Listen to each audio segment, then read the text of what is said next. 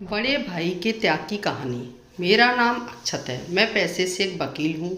एक दिन मैं अपने ऑफिस में हमेशा की तरह बैठा था। एक पार्टी आई, हाथ में पेपर बैग लेके, झुर्रियाँ चेहरा, बड़ी हुई दाढ़ी, गंदे कपड़े, और बोले, हम पूरी ज़मीन पर स्टे लगाना चाहते हैं।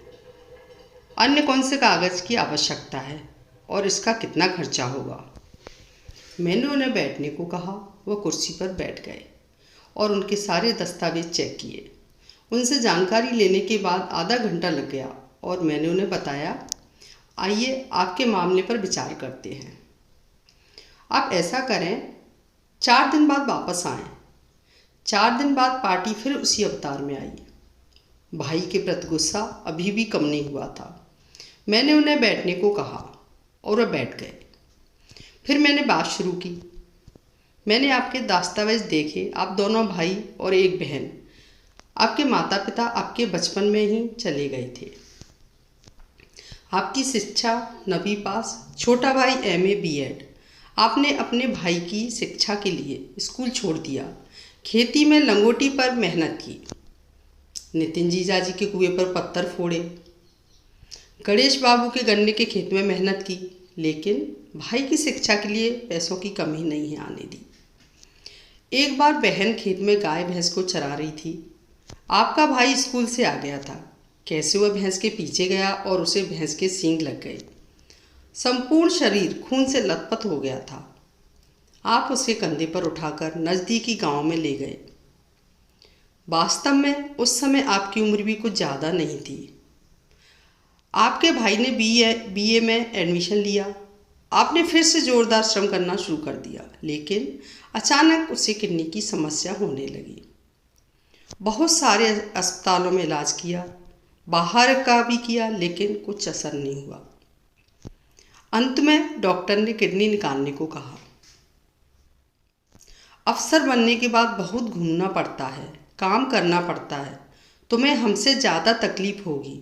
हम खेती में रहने वाले लोग, हमें एक किडनी होगी तो भी चलेगा। ऐसा कहकर आपने अपने भाई को एक किडनी डोनेट कर दी। आपकी पत्नी के ना कहने के बावजूद आपने किसी की नहीं मानी।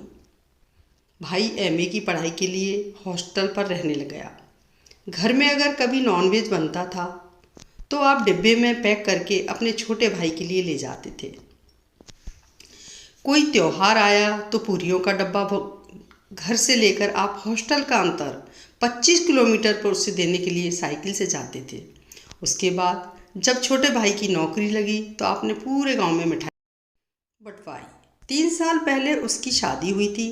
भाई को नौकरी मिल गई, भाई की शादी हो गई। अब तुम पत्नी बच्चों के साथ सुखी रहोगे, लेकिन हुआ उल्टा ही। शादी के बाद से भाई घर नहीं आता। बुलाते तो कहता, मैंने अपनी पत्नी को वचन दिया है, घर पर पैसे देता नहीं है।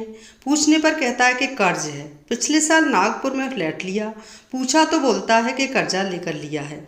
सब कुछ कहने के बाद मैं थोड़ी देर रुका और फिर कहा, अब आपका कहना है कि उसने अपनी कमाई से जो लिया है उस पर स्टे लगाना है। उसने जल्दी से कहा, हाँ बराबर।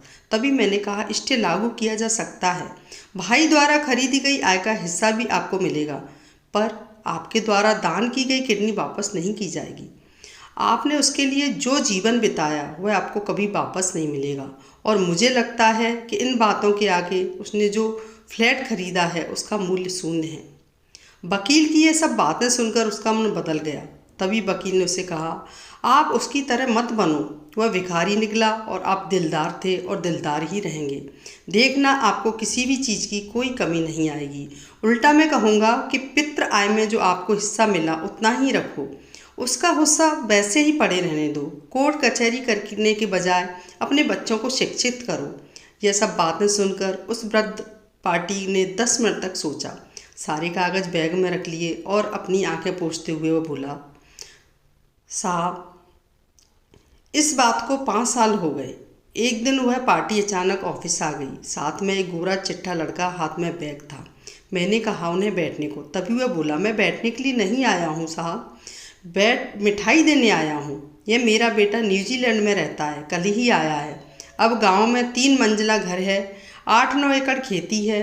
आप बोले थे ना कोर्ट कचहरी के लफड़े में मत पड़ो, इसलिए तभी से मैंने बेटे की पढ़ाई का रास्ता पकड़ा और मेरा सब अच्छा होता चला गया। उस पार्टी की बातें सुनकर मेरा दिल भर आया। गुस्से को योग्य दिशा दी तो वापस गुस्से का वक्त कभी आएगा ही नहीं और जीवन में पश्चाताप भी नहीं करना पड़ेगा। दोस्तों, मेरी कहानी अगर पसंद आती है तो कमेंट ज़रूर करें। धन्यवाद।